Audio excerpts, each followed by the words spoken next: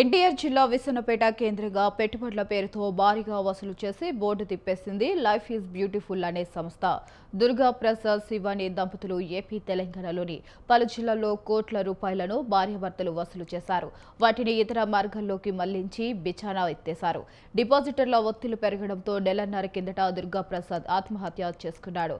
తమకు డబ్బులు చెల్లించాలంటూ బాధితులు నిలదీస్తుండటంతో శివాని 20 రోజులుగా అజ్ఞాతంలోకి వెళ్లిపోయారు.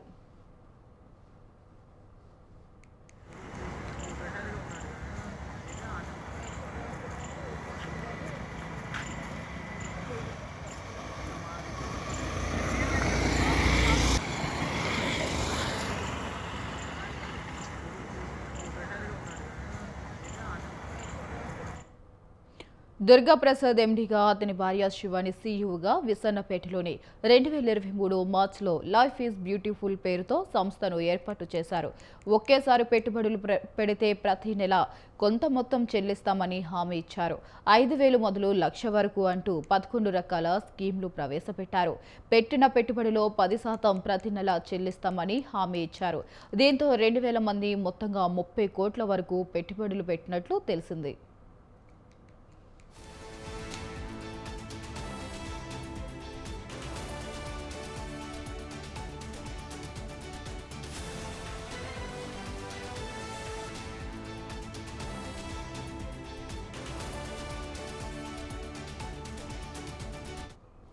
ఉమ్మడి కృష్ణా, ఉభయ గోదావరి, ఉత్తరాంధ్ర జిల్లాలతో పాటు తెలంగాణలో ఖమ్మం చుట్టుపక్కల వారు పెట్టుబడులు పెట్టారు.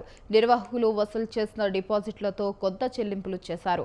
మిగిలిన మొత్తంతో పెద్ద ఎత్తున బంగారంతో పాటు బంధువుల పేరిట భూములు, ఆస్తులు కొన్నట్లు సమాచారం. ఇక ఆర్థిక వ్యవహారాల్లో శివానియే చూసేవారని, డబ్బును పక్కదారి పట్టించడంలో ఈమె కీలక పాత్ర పోషించారని డిపాజిటర్లు ఆరోపిస్తున్నారు. చెల్లించాల్సిన బకాయిలు పెరిగిపోవడంతో డబ్బు రొటేషన్ చేయలేక దుర్గా ప్రసాద్ ఒత్తిడికి గురయ్యాడు. సొమ్ము దుర్వినియోగమైందని, వాస్తవమేనని, 2 నెలల్లో సర్దుబాటు చేస్తానని బాధితులకు హామీ ఇచ్చాడు. తాను డబ్బులు సర్దుబాటు చేయలేకపోతున్నానంటూ అక్టోబర్ 27న డిపాజిటర్లకు వాట్సాప్లో సందేశం పెట్టి పురుగుల మందు తాగి ఆత్మహత్య చేసుకున్నాడు.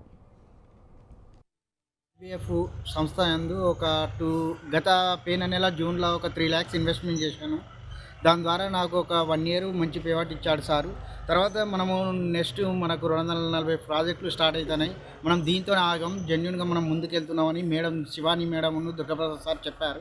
అది చెప్పడం వల్ల నాకు 1 year వీళ్ళతో జర్నీ చేసిన కాబట్టి ఈయన కాన్సెప్ట్ బాగుంది, మొక్కలు పెంచాలి, అనాథలకు సేవ చేయాలి, వాటర్ దానం చేయాలి, అది అని కొన్ని సంస్థ మంచిగా చేసిండు. సూపర్ అనిపించిన వ్యక్తి. అది నమ్మి మేము ఇన్వెస్ట్ చేసినాము. ఈ సంస్థలో మాకు జాబులు ఇస్తాను ఒప్పుకున్నాడు.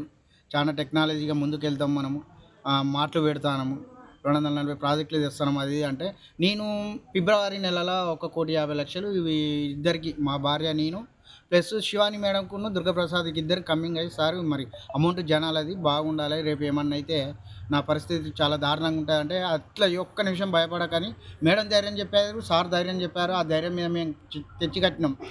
మార్చి నెల, ఏప్రిల్, మే, జూన్, జూలై సాఫ్ట్వేర్ ఆగింది సార్, డబ్బులు మనకి ఇడిపోవు, రేపు వస్తే మాపు వస్తాయని మాకు మభ్య చెప్పారు. సరే రేపు ఎల్లుండి పోయిన నెల గత నెల 25వ తారీఖు దుర్గాప్రసాద్ అనే వ్యక్తి వాళ్ళ ఇంట్లో వాళ్ళ ఫ్యామిలీలో ఏం ఎలిగేషన్ జరిగిందో, ఏం గొడవలు అయిందో జరగదు, కానీ ఆయన గడ్డి మందు తాగి ఆయన చనిపోయాడు సార్.